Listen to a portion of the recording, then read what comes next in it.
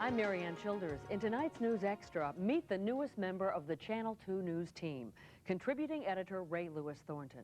Over the next several weeks, she'll be reporting on what it's like to live with AIDS. It's a subject Rae knows all about because she lives with it every day.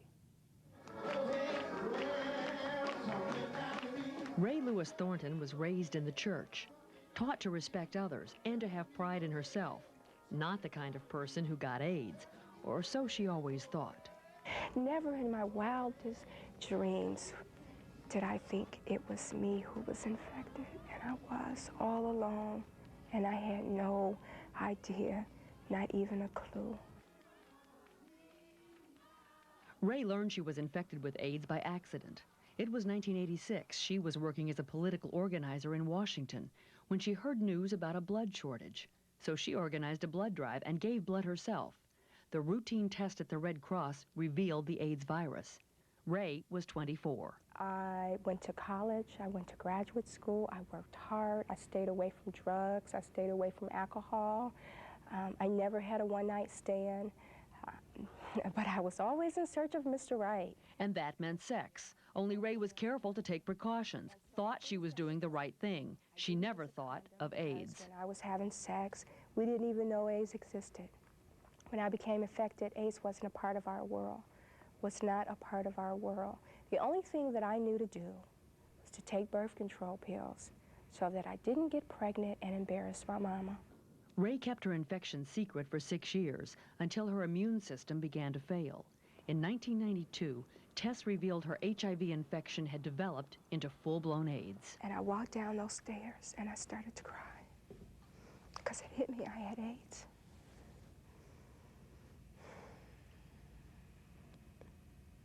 Every now and then, it hits me. Not too often, but every now and then. I become overwhelmed sometimes with sadness and I cry. Or maybe I do what I just did. I let a tear emerge and then I tell it to go away. You can't come out. You can't come out today. And that's all I do. Rae hides it, but AIDS is ravaging her body. There's never a shortage of medicine, that's for sure. Despite $800 of medicine each month, she suffers debilitating fatigue, night sweats, and insomnia, chronic yeast infections, severe weight loss, and constant fear of illness, the cold, the virus that could put her in the hospital on a respirator. If I wake up in the morning and my biggest problem is that I'm tired and I can't get out of bed, then I say, What are you most afraid of, Rae? not being attractive, looking in the mirror and seeing someone that doesn't even resemble who I used to be. That scares me. As Rae goes about the routine chores of everyday life, it's also a struggle to keep her fears at bay. The death doesn't frighten me. It's the control of my faculties that frighten me. Not being able to clean my own body, to clean my house, and to take my husband's clothes to the cleaners and pick them up scares me. Rae met Kenny Thornton 1 year ago at church. They talked about her illness. They married 6 months later.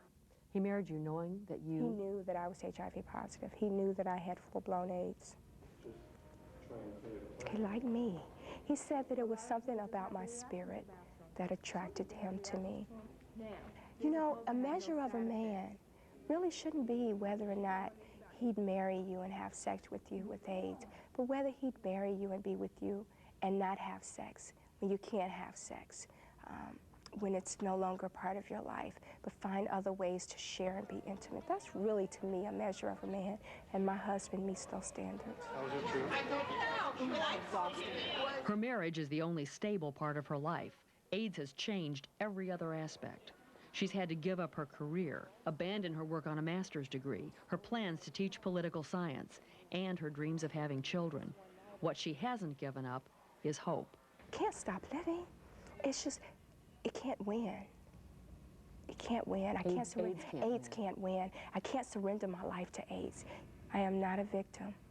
I had a choice to have sex or not have sex. And I made that choice. And so now what I will do, I will be a woman and I will accept the role that I played in it. I've worked too hard to be where I'm at. I left home when I was 17 and I didn't miss a beat. And I'm gonna stop now because these things are inside of my body. They are destroying my body, but they are not destroying my spirit. Never. Rae's series on living with AIDS begins this coming Tuesday night on Chicago's News at 10. She'll examine the issue of disclosure. Now, she believes that accepting you have AIDS is the first thing you have to overcome, but trying to decide whether and how to tell those around you is almost as difficult. Living with AIDS, Tuesday at 10 on Chicago's News.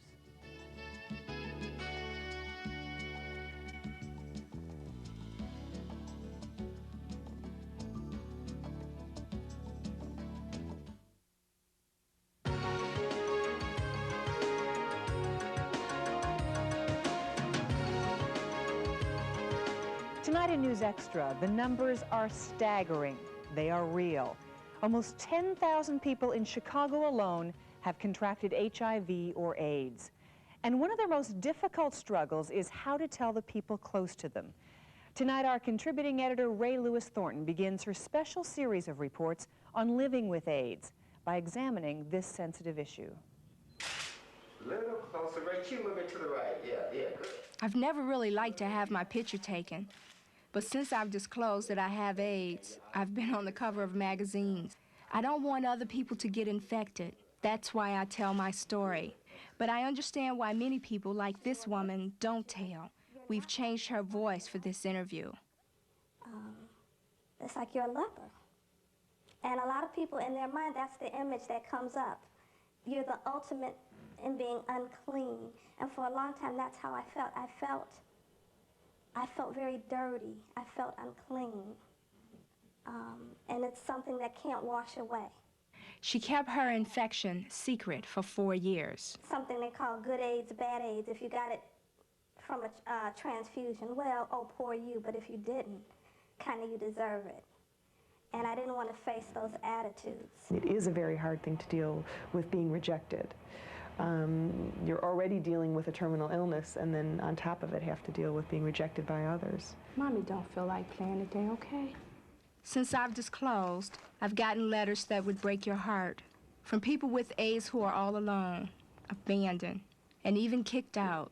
I think people who can't deal with this, it's not the disease they can't deal with. If they have to deal with your mortality, then they have to deal with their own.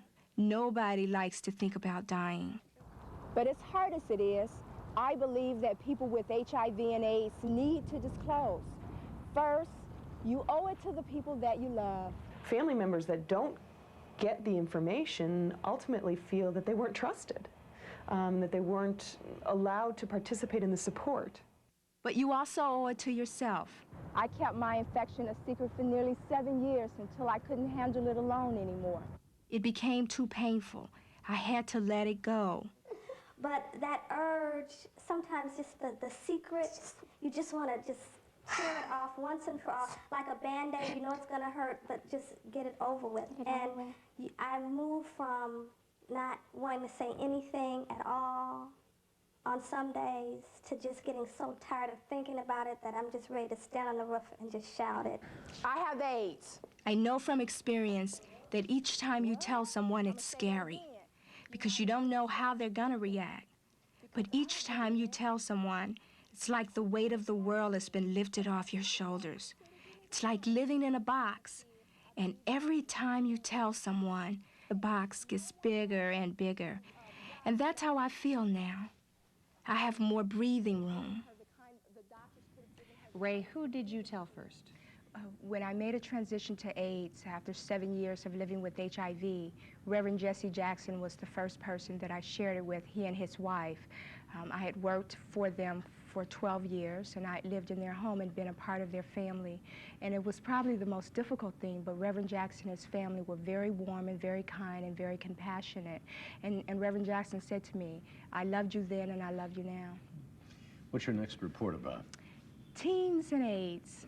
It's Thursday night, 10 o'clock news hour.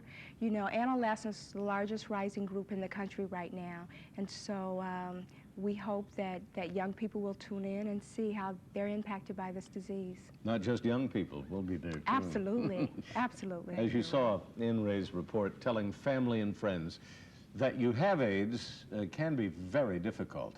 And being on the receiving end of such news isn't so easy either. Tonight we have counselors answering our Interact 2 phone lines. So if you or someone you know needs help, they'll be here until 11:30 tonight taking your calls. Our number is 312-664-1818. 664-1818. We'll repeat the number again in less than a minute.